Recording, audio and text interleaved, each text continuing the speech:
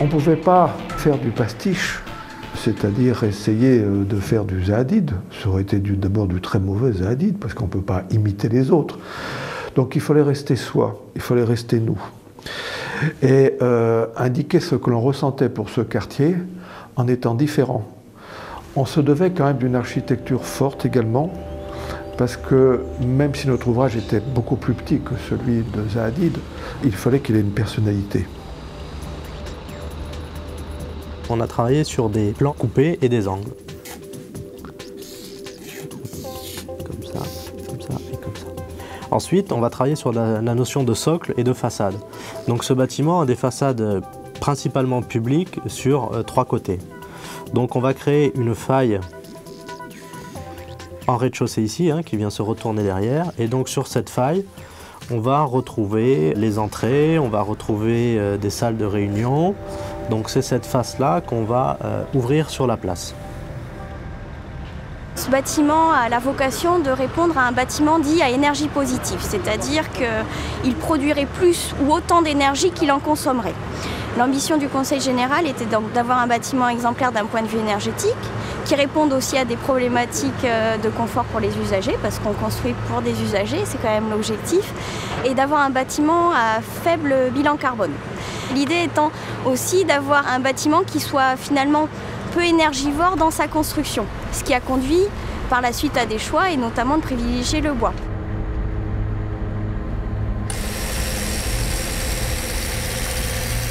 Là, il y avait un challenge qui était non seulement architectural, mais qui était aussi un challenge environnemental. Le dialogue qu'on fait avant de partir dans toute création, avant de commencer à faire des calculs ou de tirer des traits, est extrêmement important. Et le premier dialogue qui a eu lieu sur cette opération, là, il y avait nos spécialistes, maison, qui étaient des spécialistes d'environnement, et avec lequel on a eu un dialogue extrêmement fort dès le début, où on a beaucoup appris sur l'environnement. On est sur un système de façade pixelisé, donc cette pixelisation fait une architecture un peu particulière dans les bureaux. Elle est un compromis en fin de compte entre l'apport de lumière naturelle nécessaire dans un bureau et limiter les apports de chaleur par les vitrages. Ce sont des fenêtres en triple vitrage, donc ce qu'on appelle des châssis respirants. Donc on a un premier double vitrage, on a une lame d'air avec un store qu'on peut voir ici qui est intégré et un autre vitrage. Donc ça permet d'avoir des vitrages très performants, de protéger tout ce qui est mécanisme d'occultation. Donc ce sont des stores orientables relevables qui sont en partie motorisés, électriques. Donc ce qui permet justement, lors de fortes journées de chaleur et d'ensoleillement, que le bâtiment décide par lui-même. C'est un bâtiment qui a une réelle intelligence indépendante et de dire « je protège ma façade du soleil, donc je viens fermer la façade ». Et si localement j'ai besoin de voir ou d'avoir plus de lumière, je peux, via des boutons de commande qui vont être installés, dire je mets un peu plus de lumière ou pas. On va travailler aussi avec de la surventilation nocturne, ou ce qu'on appelle du free cooling. À la nuit, l'été, comme on fait dans notre maison. Les châssis sont motorisés, donc ils vont s'ouvrir à l'intérieur et ils vont amener de l'air frais dans tout le bâtiment, ce qui va permettre le lendemain, quand on va revenir, de décaler le démarrage de la climatisation entre 4 et 6 heures. Les consommations sont évaluées sur une base d'un chauffage à 19 degrés et un rafraîchissement à 26. Donc forcément, si la personne chauffe à 22, et bien, si tout multiplié par X bureaux, forcément on arrivera à des dérives de consommation. Alors l'idée, il ne faut pas qu'ils aient froid, bien sûr. Donc c'est aussi là qu'on a fait certains choix techniques. Vous verrez, il y a un plancher chauffant qui va être mis en place. L'intérêt de ce plancher chauffant, c'est que pour une température de 19, l'usager aura un meilleur ressenti que si on avait fait un choix peut-être de ventilo-convecteur ou un système de soufflage d'air.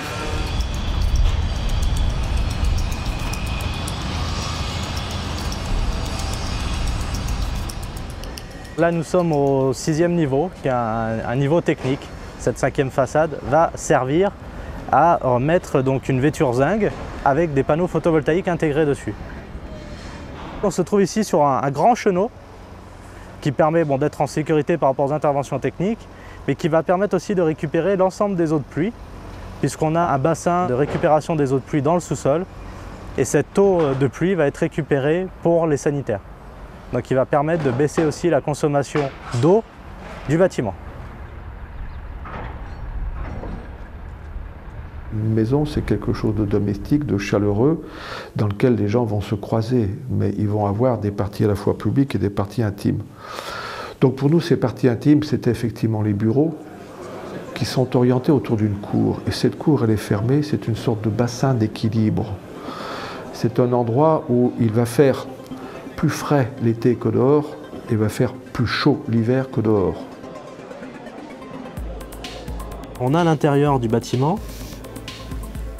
un atrium.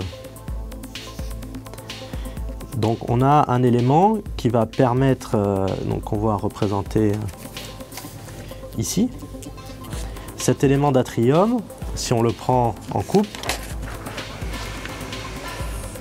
nous avons les circulations et nous avons les bureaux,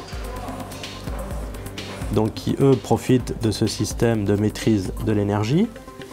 Et donc ce grand élément avec la circulation et l'atrium ne sont pas traités au niveau énergétique. On utilise cette barrière physique pour protéger cet atrium. Donc là-dedans, il n'y a pas de chauffage ou de climatisation dans ce grand volume. Donc ça, c'est déjà une maîtrise au niveau de la consommation énergétique. Donc c'est aussi un élément qui respire au niveau énergétique, mais aussi qui permet aux gens de respirer, de discuter entre eux. Donc ça, c'est un élément qui est important dans l'usage du bâtiment. On a installé donc 3 systèmes de portes avec 10 ventilateurs. Ces ventilateurs sont tous reliés par un système de câblage et avec des capteurs de débit et de pression. Et donc on met une différence de pression dans l'ensemble du bâtiment générée par tous les ventilateurs et on mesure à cette différence de pression par différents paliers les différents débits. Alors on a un objectif de performance sur ce bâtiment qui est assez élevé au niveau énergie et au niveau de l'étanchéité à l'air.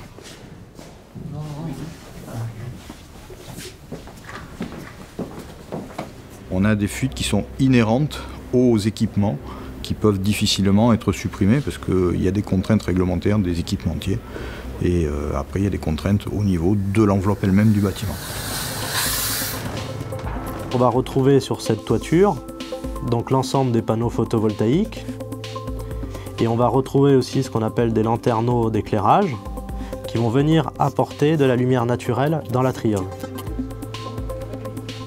Ce dernier niveau est aussi un niveau technique puisque là-dedans on va avoir tout un système de centrales de traitement d'air et de groupes froids qui vont permettre de gérer l'air hygiénique, c'est-à-dire que depuis ces éléments techniques on va venir amener de l'air hygiénique dans les bureaux.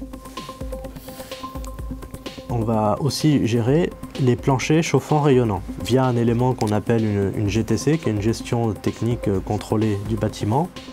C'est vraiment le cerveau qui va donner des ordres au bâtiment. La GTC pilote des équipements qui sont dans le bâtiment. C'est elle qui pilote la montée et levée des stores d'une manière automatique, plus l'ouverture des fenêtres la nuit pour pouvoir profiter de la fraîcheur nocturne et réduire les consommations de climatisation. Ça, c'est les points très visibles. Les points qui sont un peu moins visibles, c'est par exemple piloter les consignes de chauffage. Idem pour le rafraîchissement. La GTC va aussi enregistrer et mesurer l'ensemble des consommations, notamment des consommations électriques. Elle va aussi mesurer la production électrique des panneaux solaires en toiture. On a une sonde CO2 qui relève que là on a un niveau de CO2 assez faible, à 478 ppm, ce qui veut dire qu'il n'y a personne dans la salle de réunion. C'est pourquoi le ventilateur ici n'est ouvert qu'à 0%. Si on a des gens qui rentrent dans la salle, ils vont émettre du CO2, le capteur va relever le niveau ppm qui va monter et la ventilation va se mettre en route pour renouveler l'air de cette salle d'occupation. Ça, c'est l'utilisation d'un local à occupation intermittente. Chaque façade est indépendante et équipée de capteurs de pluviométrie, de vitesse de vent, d'ensoleillement et de température pour gérer en fonction des saisons l'entrée du soleil par les stores dans les locaux et l'entrée de l'air et la ventilation pour adapter donc au mieux la température intérieure et éviter d'utiliser les pompes à chaleur et les centrales de traitement d'air qui existent et faire des économies d'énergie. Et enfin, on a aussi sur le bâtiment une récupération des eaux pluviales de toiture qu'on réutilise dans le bâtiment et on mesure le pourcentage des besoins en eau couverts par cette eau pluviale récupérée. On verra l'influence du comportement des gens sur le bâtiment directement de manière globale. Donc là, ça permettra aussi de dialoguer sur ce thème des bâtiments énergie positive, où il y a un élément important qui est là-dedans, qui va être l'homme au milieu de tout ça, et qui va devoir être le maillon final de respect des performances du bâtiment. Ce n'est pas un mode d'organisation qu'on a décrit d'une manière dogmatique, mais que c'est le monde qui nous entoure qui devient comme cela. On a toujours une approche globale. Notre métier, c'est d'arriver à créer ces liens et puis de participer à cette intelligence.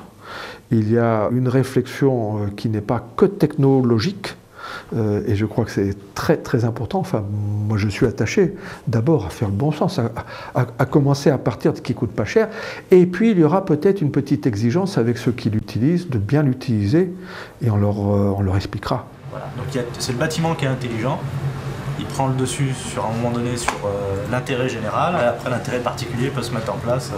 Ok, c'est-à-dire qu'il ne faut pas contrarier finalement l'automatisme, c'est ce que vous êtes en train de dire peut-être?